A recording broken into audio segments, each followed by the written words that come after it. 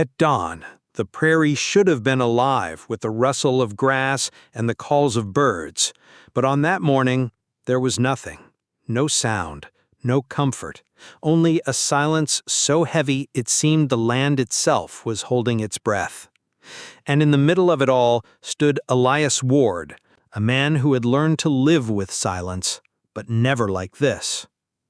Elias was no stranger to loneliness. 10 years earlier, winter fever had taken both his wife and his young son, and in that loss, something inside him froze. He built fences high, planted a few apple trees, and let his heart sink into the earth alongside the graves behind his cabin. The townsfolk called him the Old Wolf of the Dunes, part insult, part respect, for surviving in a land that swallowed weaker men whole. He wore that name the way he wore his scars, without pride, but without shame either. But the night before, the world had shifted. A storm came tearing across the plains, wind screaming, rain slashing like knives. And through that storm stumbled a woman. Her hair was black as a raven's wing, plastered against her pale face, her steps so heavy it seemed the earth itself pulled against her. Elias, hardened as he was, remembered something his mother once told him. When you see someone in need, don't ask who they are, just offer your hand. So he did. He wrapped her in a blanket, gave her shelter from the storm, and placed in her hand his father's old dagger, the last relic of his bloodline. Now, here's where I pause and wonder. Have you ever made a small choice, thinking nothing of it, only to realize later that it changed everything? For Elias, that one act of mercy had set a fire he could not control. Because when the sun rose the next morning, Elias found himself staring through his dusty window at 200 Apache warriors. Their faces painted, their bodies silent as stone, their eyes fixed on him as if he had already been judged. Can you imagine that? 200 eyes burning into you, waiting for your next move? Elias's hand trembled around his cup of cold coffee. He'd seen battlefields, he'd lived through gunfire and blood, but this silence pressed harder than any cannon fire. And then came the truth. The woman he had helped, the one he had given his father's dagger to, was no wandering soul. She was Naira, the wife of White Crow, the chief of the Apache. I think about that moment sometimes, what it must have felt like. A man who thought he had nothing left to lose, suddenly realizing he had stepped into the heart of another man's family, another man's honor. Have you ever found yourself caught in a storm you didn't mean to walk into, but once you were there, you knew there was no turning back? That was Elias Ward's dawn. The old rancher who had buried his past was about to be pulled into a story bigger than himself. A story where silence meant danger and kindness carried the weight of a vow. And in the eyes of the Apache warriors, he was no longer just the old wolf of the dunes. He was the last man to see their chief's wife alive. And that is where everything began. Elias Ward was not always the quiet, gray figure folks came to call the old wolf of the dunes. Long before the prairie swallowed him in silence, he had marched beneath flags, carried a rifle into battle, and tasted the smoke and blood of war.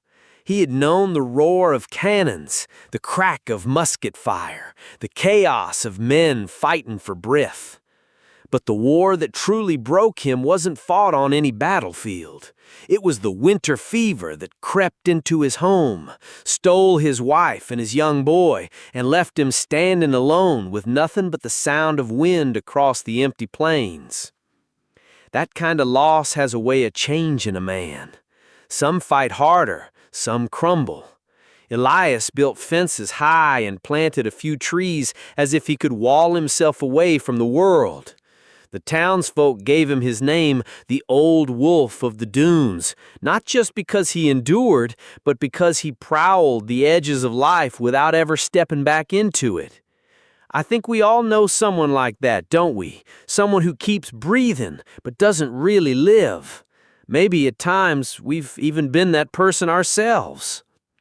Then came the storm, the night when rain cut the sky open and thunder split the earth in two. While Elias was out struggling with his horses, he caught sight of her. A woman, staggering through the sheets of rain like a shadow made flesh. Her black hair clung to her face, her steps weak but defiant. Most men in his position might have turned away, muttered a prayer, and left her to the storm. But Elias wasn't most men. He remembered his mother's voice from long ago. When you see someone in need, don't ask who they are, just offer your hand. So he did. He wrapped her in his blanket, pressed his father's old silver dagger into her trembling hands, and told her to keep it until the storm passed. Now, let me pause here.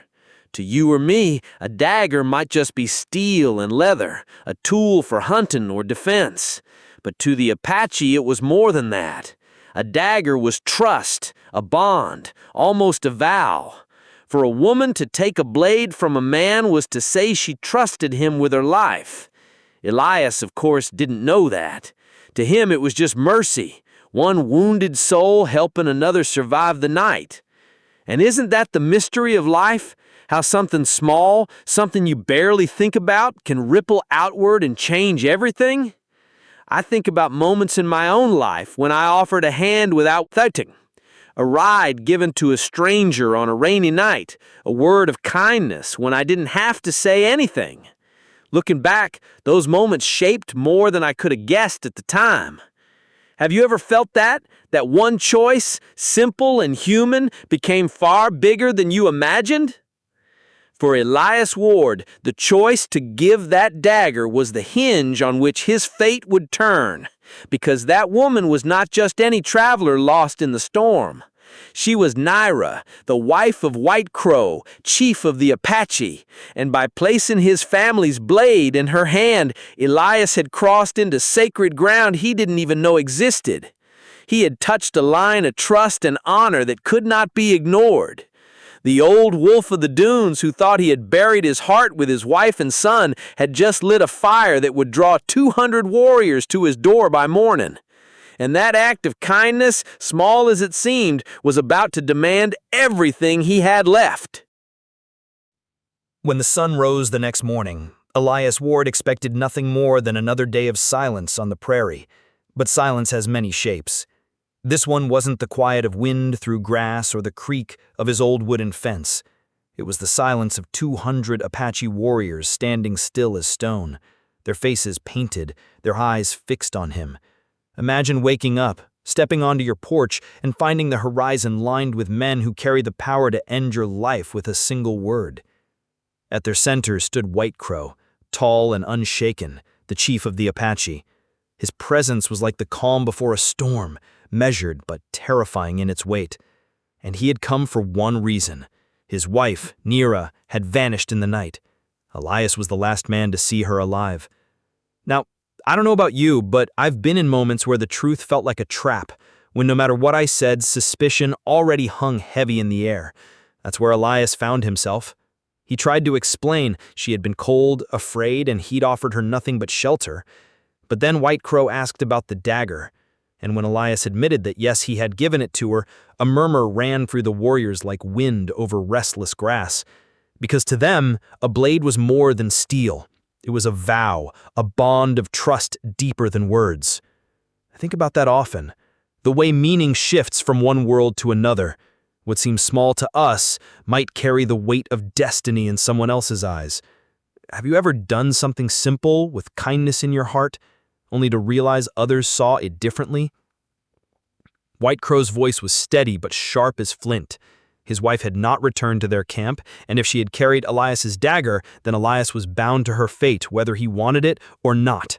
The logic was unshakable. And though Elias's instinct was to retreat, to sink back into the solitude he had built around himself, the truth was plain. There was no going back. The old rancher who thought he had nothing left was suddenly at the heart of a storm he had never asked for. 200 warriors surrounded him, not as executioners now, but as reluctant allies, pressing him into their ranks. White Crow made it clear this was not a request. Elias would ride with them. He would help find Nira. I imagine the weight of that moment. To stand between two lives, the one you've clung to for years, a life of fences, graves, and whiskey, and another where every step forward could mean death. Which would you choose? Most of us say we'd walk away. Yet when fate places its hand on your shoulder, sometimes you don't get to choose. So Elias Ward, the old wolf of the dunes, climbed onto a horse beside men who saw him as both a stranger and a suspect. And as the prairie wind carried the sound of hooves like drums of war, he realized something he hadn't felt in years. His heart was beating fast, alive again, not with fear alone, but with the pulse of a man who had once ridden into battle. The hermit had vanished. The soldier had returned, and whether he liked it or not, he was now bound to White Crow's search, bound to a woman he barely knew, and bound to a destiny he could no longer escape. The search for Nira began at first light, a column of riders stretching across the prairie like a dark scar against the golden land. Dust rose beneath the hooves, and the rhythm of 200 horses beat like a war drum against Elias Ward's chest. He rode beside White Crow, the silence between them thick with suspicion and duty. At first, Elias thought the woman had simply run, perhaps from her husband, perhaps from him, but the tracks they followed told a different story. Broken brush, scattered hoofprints, signs of struggle. She hadn't fled, she had been hunted. That realization gnawed at him. I wonder if you've ever misjudged someone's choices, only to learn the truth was heavier than you could carry. Elias knew that sting now. What looked like betrayal was, in fact, desperation. Nira was not running from love, she was running from men who meant her harm. By the second day, the trail narrowed into a canyon, walls rising on both sides, sunlight cut thin as a blade. Elias felt it in his bones before it happened. The kind of tension soldiers learn to trust, that sense when the world grows too quiet. And then, like thunder breaking loose, the ambush came. Arrows sliced the air, rifles cracked from the rocks above, and the canyon erupted into chaos. Elias fought like the soldier he once was. His rifle barked, his hand steady, though every breath carried the taste of dust and blood. But even as the Apache warriors pushed back their attackers, Elias's mind sharpened on a darker truth. The enemy knew too much. They struck too precisely, too suddenly, as if guided by a hand inside the circle. And sure enough, in the aftermath, when the canyon lay littered with the dead, one of White Crow's own was dragged from the shadows, wounded, bleeding, but alive enough to speak. His eyes burned with fever, and in that last moment, the mask slipped. The betrayal spilled out like poison. Nira, he whispered, was never the true prize. She was bait, a lure meant to draw White Crow and his warriors into the open. The real plan was far more sinister, to wipe out the Apache, every man, woman, and child. I think about that confession and it chills me. How often do we chase after the wrong truth, blind to the hand-moving pieces behind the curtain? Elias had walked into this believing it was about a lost woman, but now he saw the larger storm. It wasn't just about Nira or about him, it was about survival itself, of a people, a way of life, standing on the edge of erasure.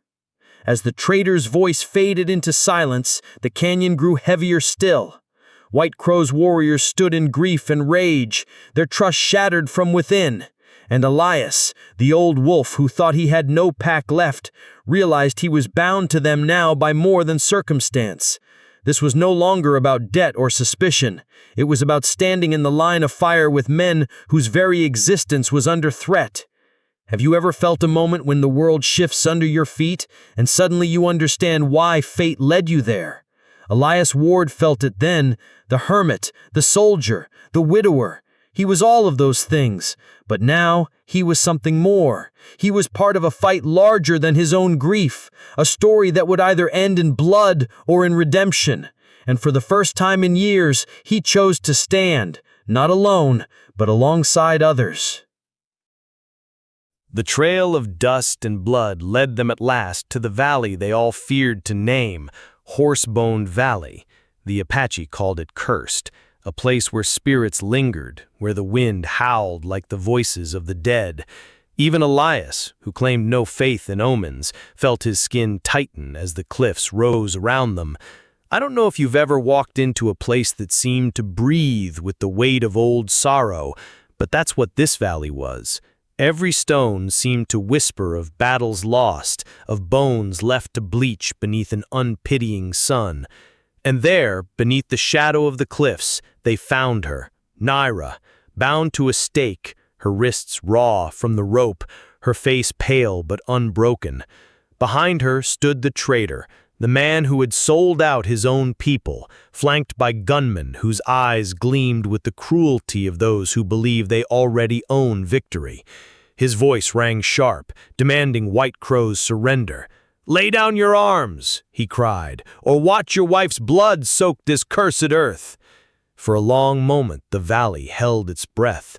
White Crow sat tall in his saddle, every line of his body carved in stone. But his warriors shifted uneasily. To yield meant the death of their people. To fight meant risking Naira's life. And in that fragile silence, Elias Ward did something no one expected. He spurred his horse forward. His voice carried across the valley, rough and unshaken. "She is not a pawn. She is the heart of your people. A woman who stands for loyalty, for trust. You cannot trade her like coin, and you cannot break her spirit with rope." Now, I'll be honest with you. Most men in Elias's place would have kept their head down. But grief has a way of stripping fear from a man.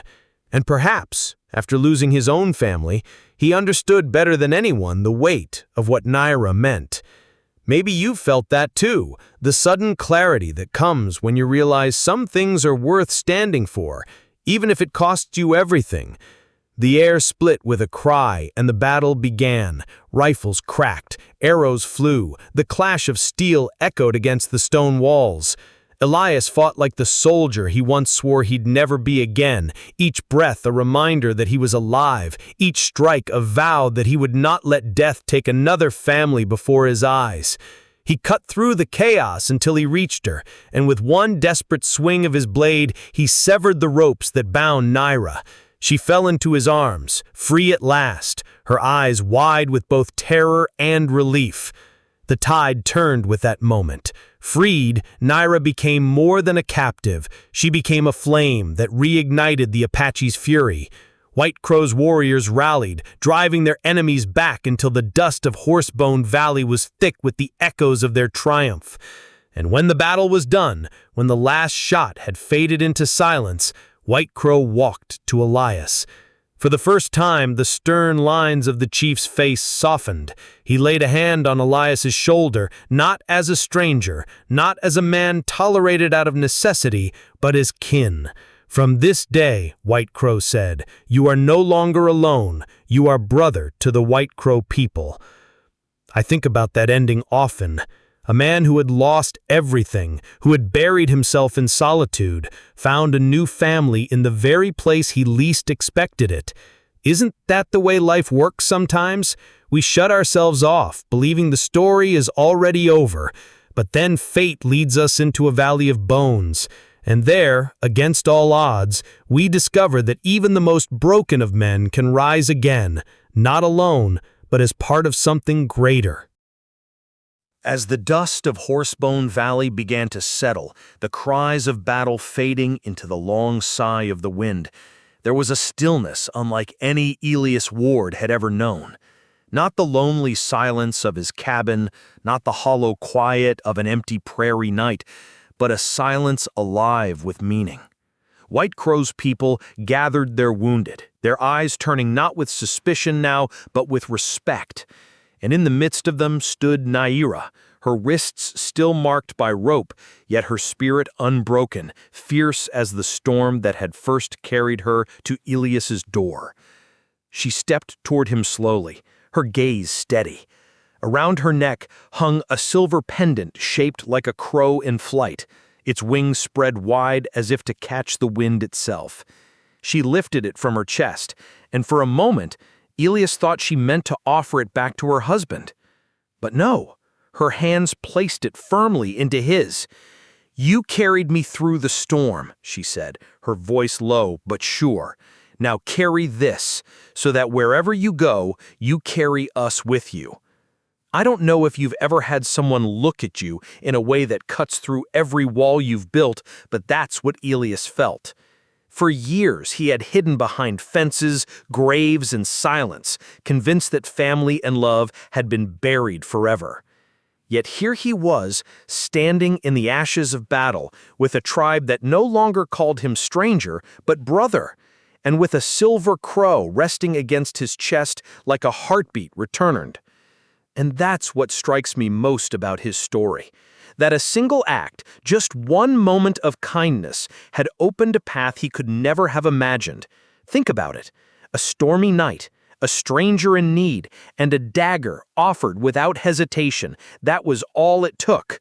Have you ever wondered how many times in your own life something small, a word, a gesture, a hand extended, might have changed a course you couldn't see at the time?